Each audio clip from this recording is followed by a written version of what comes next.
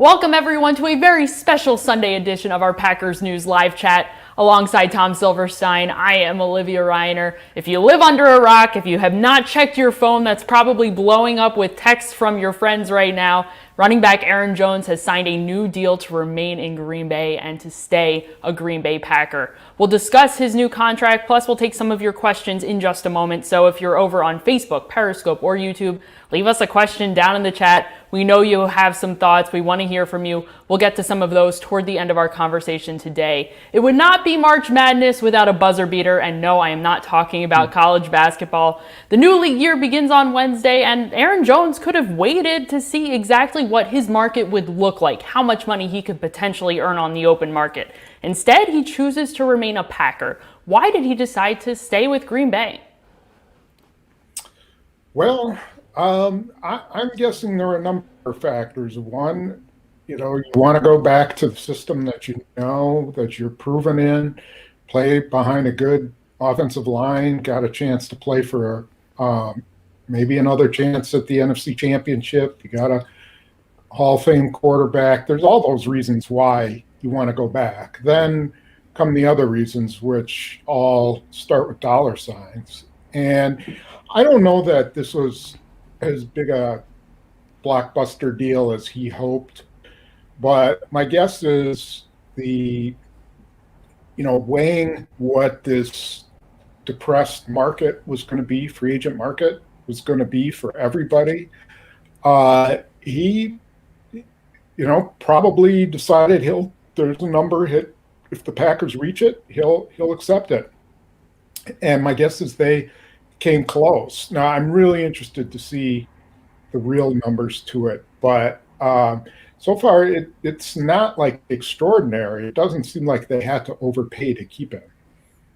Let's discuss those initial numbers. It's a 4-year deal worth a total of $48 million and a $13 million signing bonus. How does that money compare to some of the other money that the top running backs around the league are making? Well, and first of all, that's the contract that the agent gave ESPN. So until you actually see the numbers, you don't really know if it's $12 million per year or how it's structured. If all the money is at the back end, then it's not really $12 million per year. Let's just say, for argument's sake, it is 12 per year. That's solid. That's right behind the Alvin Kamara, Dalvin Cook, Derrick Henry group. I mean, it's really probably puts him in the 1A group, something like that. The $13 million signing bonus, assuming that's correct, is probably, again, in line. It's not as much as Kamara. It's not as much as Dalvin Cook. I think Kamara was $17 million. Cook was $16 million. And Henry was a lot more than that. So I think it's just a step below those guys. And that's kind of what, you thought Aaron Jones would get. Now, as I said, I'm really eager to see how the contract breakdown goes. I'm sure it's structured very friendly for the first-year cap, but we'll see. We don't know the exact breakdown just yet. However, once we do, we'll have a better sense of what the Packers can spend in free agency starting this upcoming Wednesday when the new league year officially begins. How will Aaron Jones' 2021 cap number impact how crazy the Packers can go in free agency? Well, I'm sure they had this budgeted in. Like, I would think that they thought there was a good chance they could get him back. And then if they couldn't, then they move on from there and have this extra bit of budgeted space. I think they still have some moves to make. They're probably on the verge of extending Zadarius Smith, and they could probably clear a good $10 million by structuring that in a friendly way, cap-friendly way. They were about $1.5 million above the cap as of Friday. Then they did something to Billy Turner's deal, which we're not sure exactly the full extent, but my guess is that got them under the cap. And then once they get Zadarius Smith done, then let's say they do get 10 million. I would bet that Aaron Jones's deal is no more than 4 million. So they could still be like $6 million under the cap heading into Wednesday. We'll keep you updated over on PackersNews.com once we have an idea of what the structure, the actual breakdown is going to be on an annual basis. Aaron Jones has been a really big part of this Packers offense the last couple years under head coach Matt LaFleur. Jones was third in the league in rushing yards just this past year. However, Jones isn't the only running back in the Packers backfield. He's also joined by running back A.J. Dillon, who was the Packers' second pick in the draft last year. How are the Packers going to balance both running backs in their offensive scheme in 2021? I don't think that's a problem at all. I think, this pretty much determines Jamal Williams' fate. I would assume that he's gone. He'll be allowed, he'll sign somewhere else. But having two backs with the injury factor, things that go on, I would, to me, this is a very smart move. I think you gotta keep your very best players, even if you have multiple players at the same position, and they'll figure out a way to use both guys. I don't have a problem with that at all. I think this gives Matt LaFleur a lot of options heading into next year, and it keeps their high, potent offense together. They've got this offense that led the league in scoring, and it's pretty much back, except they probably won't have Corey Linsley at center. What do you guys think out there? Packers News, Packers fans out there. If you're over on Facebook, Periscope, or YouTube, leave us a comment. Let us know what you think. We're going to get some of those comments right now. Let's start over on YouTube. Pack number 1 on YouTube has a question for us. Does re-signing Aaron Jones change the Packers draft strategy in the draft? Is the running back position set? How many more running backs do the Packers need to add, whether it be through the draft or free agency? Probably not much. I mean, they've got Dexter Williams, they've been developing for 2 years. They really like Patrick Taylor as a guy who was on their practice squad. I don't think they would take a back very high. I'll bet you that they sign a number of them in after the draft, undrafted guys, and give them a chance to develop, but they don't really need to push it.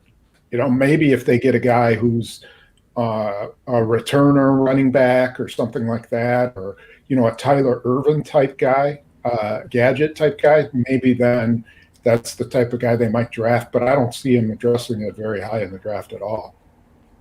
Thank you, Pack One. We appreciate your question. Seeing lots of happy people. Brad seems to be quite enthused that Aaron Jones is staying with the Packers. Mike, again, I think this is a question that we're seeing on the internet right now from some folks scratching their heads. Why would the Packers use a second-round pick on a running back in 2020 when they decide to extend their running back number 1 in Aaron Jones for another 4 years? How do you reconcile the two decisions? I think when they took A.J. Dillon, they didn't know what was going to happen with Aaron Jones. They didn't know whether he'd be back or not. They talked too a lot about wanting to have 2 running backs, having 2 guys that they can interchange by series, by, in certain games, A.J. Dillon might be more valuable than Aaron Jones when they need to pound the ball between the tackles. The fact that they can put 2 different type of backs out there who both seem to be, well, we know what Aaron Jones can do, but Dillon really kind of came on late in the year. And then the injury factor. I mean, there's just running backs get hurt, and you better have 2. If you don't have 1, if you don't have 2, then you may have 0 before the year is out. And so I don't think that's a bad thing. And I also think if you think A.J. Dillon is the best player, regardless of position at the time you were drafting, then take him. It doesn't matter. You just keep adding good players to your offense, and your offense will be number 1 in the league. I really believe that. Thank you, Mike, for your question. We appreciate it. Justin over on Facebook says that the Packers should restructure quarterback Aaron Rodgers now, make Rodgers a Packer for life. How important is it that the Packers rework Aaron Rodgers' contract to try to alleviate some cap in 2021 and also extend him? Well, now I don't think they necessarily need to extend him. I do think they could, if they want to add a bunch of cut a lot of salary cap.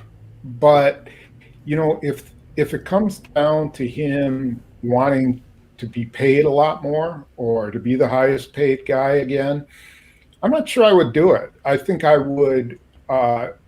You can guarantee his roster bonus, turn it into a signing bonus, and gain $4.5 million of cap space. Maybe with that plus Zadarius Smith, plus then you're going to almost certainly extend Davante Adams. Maybe that's enough. Maybe 4.5, 10 plus with Zadarius Smith, and maybe another 10 with Davante Adams. Maybe that's enough. And you don't need to extend Aaron Rodgers. I don't think they want to do that unless they absolutely have to. And really, by just guaranteeing a roster bonus, that's not a big deal. He just gets the money ahead of time, and off you go. He plays for what he's already got. Thank you, Justin, for your question. Let's see, our friend Randall over on Facebook now has another question about free agency. Who is likely to be gone now as a result of keeping Aaron Jones?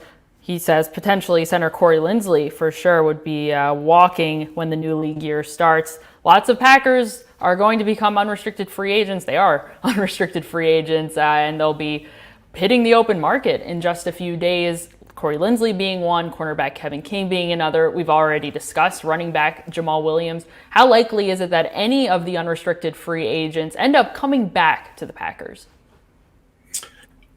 There's a chance. I mean, there's a chance for everybody. It kind of depends to me on what the market looked like on Wednesday. Every day we find another veteran player from somewhere being cut. And if you can measure up, what it would cost to re-sign Kevin King versus maybe, like Casey Hayward, who got cut, maybe you can get him for a reasonable amount. Which guy would you take? Maybe you just take Casey Hayward and you draft some guys to start developing. I think that a lot of it just depends on who's going to be available. And I don't think they need to rush into anything. I mean, Corey Linsley is gone.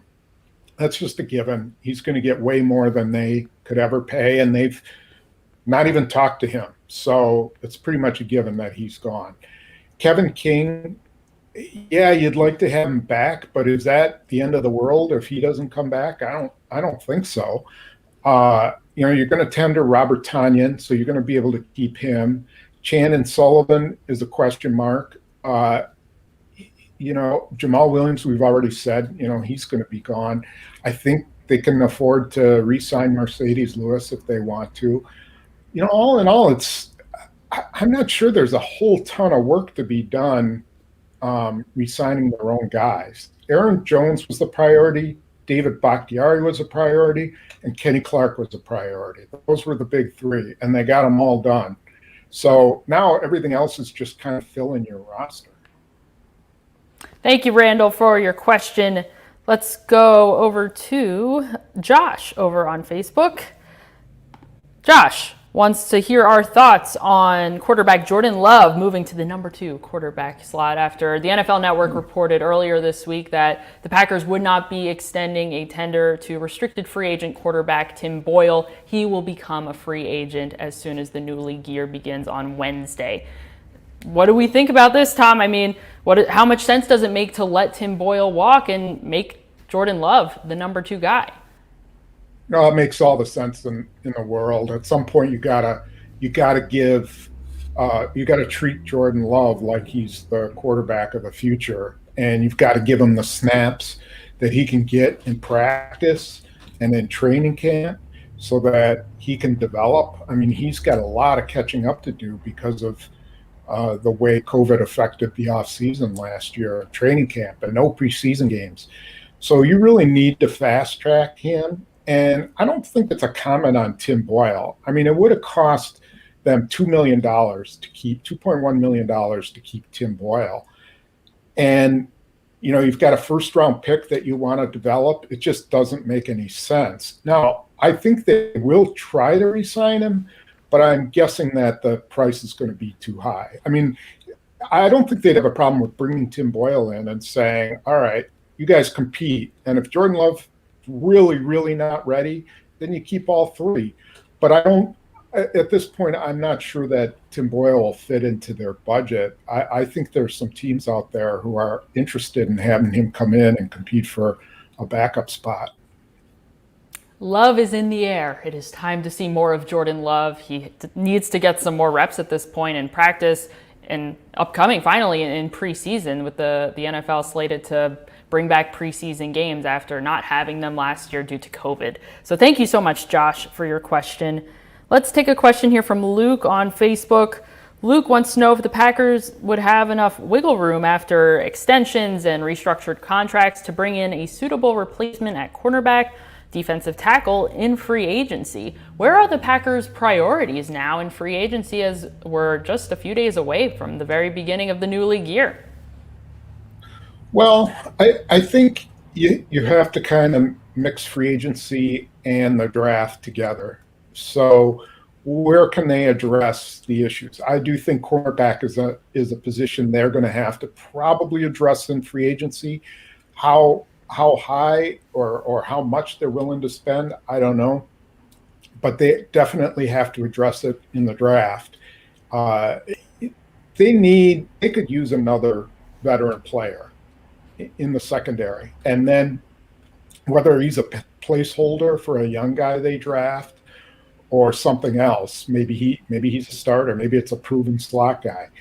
I just know that they don't really have enough corners, especially for all the nickel that Joe Barry will probably play. And as for defensive linemen, I think anytime you can build your defensive line, that's critical. And I don't know how Tyler Lancaster fits or Dean Lowry fits. Montravius Adams isn't going to be back. So they probably do need some numbers at defensive tackle. You'd love to pick one of those in the first round of the draft, but I think they'll be looking for someone in free agency. But, those guys are really, really coveted. Anybody who can play and is a defensive lineman, the price is going to be competitive. And so it's no guarantee, but I think they'll be out there shopping for them. Thank you, Luke, for your question. Speaking of Dean Lowry, we've got a question from our friend Levi on Facebook. Levi wants to know who's going to get cut before Wednesday. Is it Dean Lowry? I'll make it a little bit broader, Tom. How likely is it that the Packers have some more cuts to make as maybe this week or even in the coming weeks? I don't think they have to do anything this week. I think if they get that Zadarius Smith deal done, then they're okay. They can just do this player by player. So every time they sign a player, and if it starts to push their cap, then they make another move. Lowry's a guy who, you could cut him, but you also have to wonder, what is the Joe Barry defense going to do for him? It might be beneficial for him since they like to play three defensive linemen a lot. And maybe that gets Dean Lowry the playing time he needs to be a better player. I know for certain that they haven't asked him to do anything with his contract yet. But that could be coming. That could be coming in this week, could be the week after that, or they may just decide at some point if they sign a defensive lineman, maybe they release him.